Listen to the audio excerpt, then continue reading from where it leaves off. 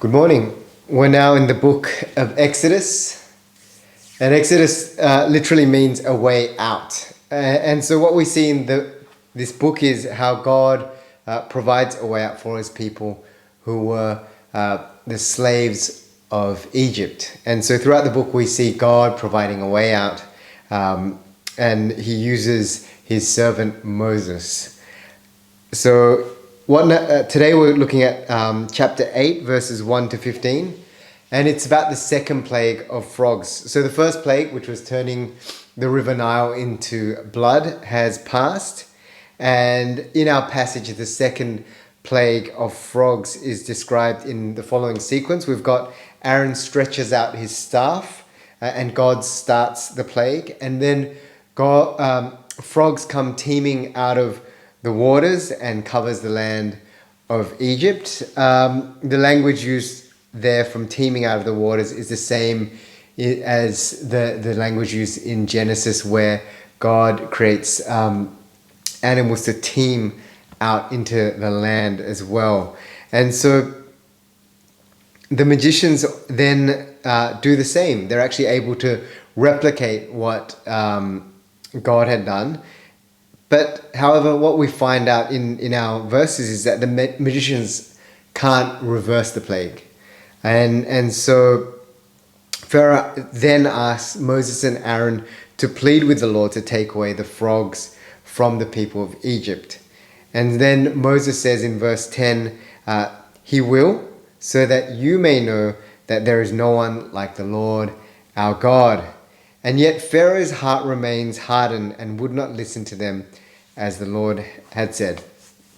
So what's the point of this plague? Knowing that Pharaoh will harden his heart. And we see it in verse 10, so that you may know, you Pharaoh may know, that there is no one like the Lord our God.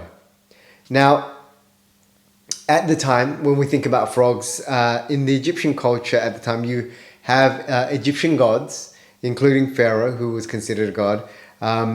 But theologian James Boyce said that there was a goddess of Egypt at the time called Hecht, who was also pictured quite often with the head of a frog or even a body of a frog.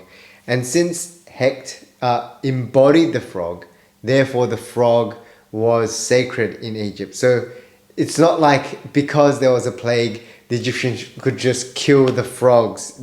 The frog was considered sacred. And so it was this type of horrible irony that takes place, that the god that they worshipped is now their nuisance. And so they were the Egyptians there are now forced to loathe the actual object of worship. And then on top of that, when the frogs died, their decaying bodies stank out the place. So it's this sort of image of who they worshipped was a nuisance, to the point that their object of worship was turned to an object of loathing. And so it's ironic that the Egyptians were quite literally flooded by their God's presence. In the same way how God floods our lives with his grace and presence, God is showing his people that he is with them, that he is overpowering the gods of Egypt, and he can do the same in our lives. And so Hecht is shamed and humiliated here by the true God, to show that she was powerless in the presence of the true God. And in the same way, because Pharaoh's magicians couldn't reverse the plague, in a funny way, even God, throughout the Bible, which we can see, uses Satan's powers to humiliate him and show how powerless he is in comparison. And this is that a scenario here. And so because of the fact that while Pharaoh's magicians can create the similar act, but they can't reverse it, Pharaoh has to give in.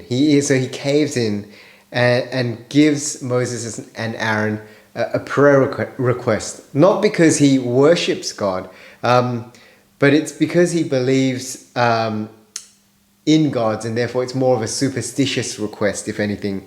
Like when people become desperate or they're in trouble, you notice that there are people who maybe aren't religious suddenly say, "Oh God, help me," or if they know you're Christian, they'll say, "Can you pray for me?"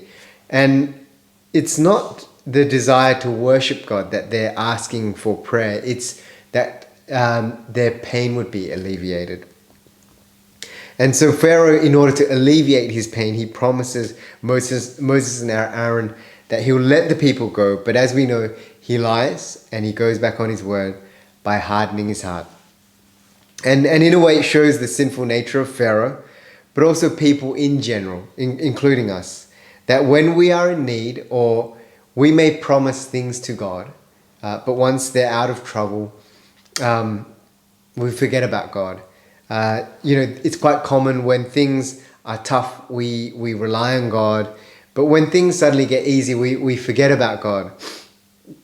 And it sometimes can be to the point where it reveals the true God in our hearts. And for those who are perhaps long-term Christians, it can appear in a subtle way, maybe by the level of acknowledgement of God in our lives based on our circumstances.